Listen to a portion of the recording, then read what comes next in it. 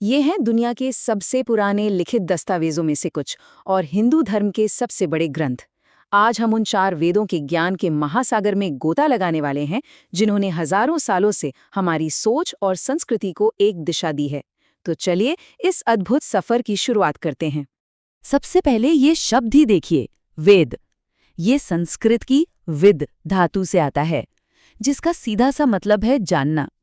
तो वेद यानी ज्ञान, वो ज्ञान जो अज्ञान के अंधेरे को मिटाकर रोशनी लाता है। इसीलिए तो कहते हैं कि वेद ज्ञान का असीम सागर हैं। वेदों को श्रुति भी कहा जाता है। श्रुति मतलब जो सुना गया हो। इसके पीछे की मान्यता बहुत गहरी है। माना जाता है कि इन मंत्रों को किसी इंसान ने लिखा नहीं, बल्कि प्राचीन ऋषियों ने गहरे ध्यान में इन्हें सीधे परमात्मा से सुना था। यही बात इन्हें इतना पवित्र और पावरफुल बनाती है। तो आज का हमारा सफर कैसा रहेगा? हम एक एक करके 4 वेदों को जानेंगे। शुरुआत करेंगे अथर्ववेद से, जो हमारी रोजमर्रा की जिंदगी से जुड़ा है।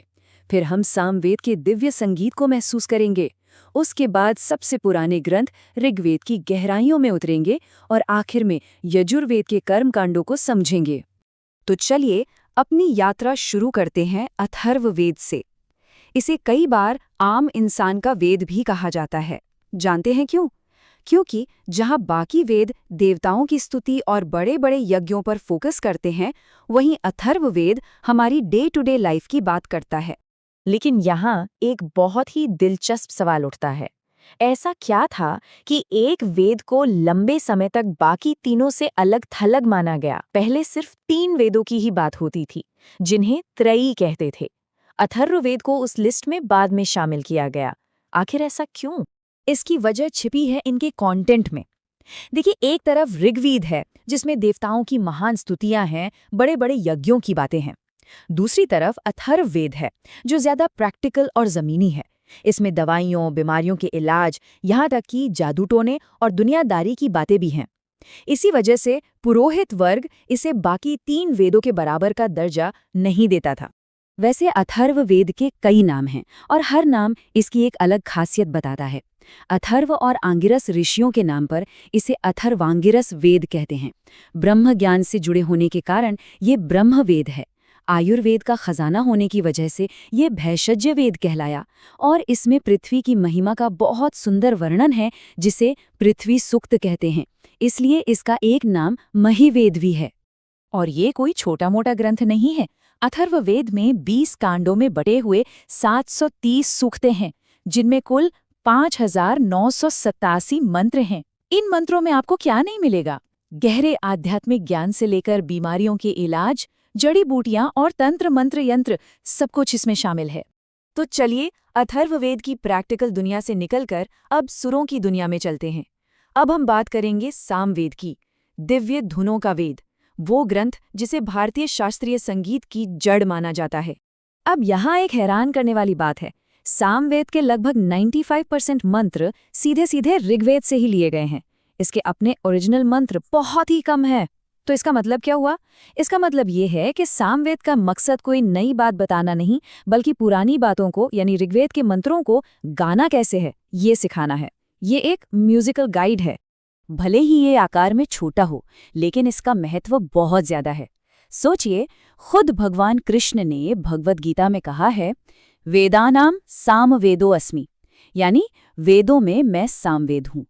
ये एक लाइन ही इसका आध्यात्मिक कद बताने के लिए काफी है। जी हाँ, सामवेद 4 वेदों में सबसे छोटा है। इसमें कुल 1875 मंत्र हैं। इसका असली जादू इसके शब्दों में नहीं, बल्कि उन शब्दों को सुर देने की कला में है। ये वो धुनें थीं जो यज्ञ और अनुष्ठानों को एक अलग ही लेवल पर ले जाती थीं।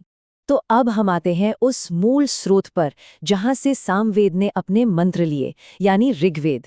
ये सबसे प्राचीन और सबसे फाउंडेशनल ग्रंथ है। असल में ये बाकी तीनों वेदों का आधार है। ऋग्वेद एक बहुत विशाल ग्रंथ है और इसे समझने के लिए 2 तरह से ऑर्गेनाइज किया गया है। पहला है मंडल सिस्टम, जिसमें पूरे वेद को 10 किताबों या मंडलों में बांटा गया है। दूसरा है अष्टक सिस्टम, जिसमें इसे 8 हिस्सों में बांटा गया है। दोनों ही तरीके इस ज्ञान के महासागर को नेविगेट करने में हमारी मदद करते हैं। और ये मत सोचिएगा कि ऋग्वेद में सिर्फ देवी देवताओं की प्रार्थनाएं हैं। नहीं, ये तो इतिहास का भी एक खजाना है। इसमें दाशराज्य युद्ध यानी 10 राजाओं की लड़ाई का जिक्र मिलता है, जो भरत कबीले के राजा सुदास और 10 दूसरे राजाओं के बीच रावी नदी के किनारे लड़ी गई थी। जरा इसके समय के बारे में सोचिए। हम बात कर रहे हैं लगभग 1500 से 1000 ईसा पूर्व की। ये इसे दुनिया के सबसे पुराने जिंदा ग्रंथों में से एक बनाता है। और एक कमाल की बात यह है कि इसकी भाषा और कई बातें प्राचीन ईरानी ग्रंथ ज़ेंद-अविस्ता से काफी मिलती-जुलती हैं, जो उस जमाने के कल्चरल कनेक्शंस की तरफ इशारा करती हैं। और अब चलते हैं हमारे आखिरी वेद की तरफ, यजुर्वेद। अगर ऋग्वेद क्यों और क्या बताता है, तो यजुर्वेद कैसे बताता है। ये यज्ञ और अनुष्ठानों को करने की प्रैक्टिकल हाउ टू गाइड है, एक रूल बुक। यजुर्वेद की मुख्य रूप से 2 शाखाएं हैं। एक है कृष्ण यजुर्वेद, जो दक्षिण भारत में ज्यादा पॉपुलर है, और दूसरा है शुक्ल यजुर्वेद, जो उत्तर भारत में ज्यादा माना जाता है। दोनों में मंत्रों को समझाने और अरेंज करने के तरीके में थोड़ा फर्क है। ये वेद खास तौर पर अध्वर्यु पुरोहित के लिए है। ये वो पुरोहित होता है जो यज्ञ के दौरान सारे काम अपने हाथ से करता है। तो यजुर्वेद उसकी गाइड बुक है। इसमें यज्ञ के लिए गद्य और पद्य यानी प्रोज और वर्स दोनों तरह के मंत्र हैं। और हाँ, इसमें भी ऋग्वेद से 663 मंत्र लिए गए हैं जो यज्ञ में काम आते हैं। यजुर्वेद में छोटे बड़े हर तरह की यज्ञों की पूरी विधि बताई गई है। रोजाना किए जाने वाले अग्निहोत्र से लेकर राजाओं द्वारा किए जाने वाले अश्वमेध और राजसूय जैसे बड़े बड़े और मुश्किल अनुष्ठानों तक सबकी पूरी डिटेल इसमें मिलती है। तो कुल मिलाकर इन चारों वेदों को हम इस तरह समझ सकते हैं। ऋग्वेद हमें बताता है कि क्या प्रार्थना करनी है, सामवेद बताता है कि उसे कैसे गाना है, यजुर्वेद सिखाता है कि उस प्रार्थना से जुड़ा कर्मकांड कैसे करना है, और अथर्ववेद हमें बताता है कि इन सब के साथ साथ अपनी रोजमर्रा की जिंदगी कैसे जीनी है। 4 ग्रंथ और ज्ञान के 4 रास्ते जो मिलकर एक पूरा सिस्टम बनाते हैं।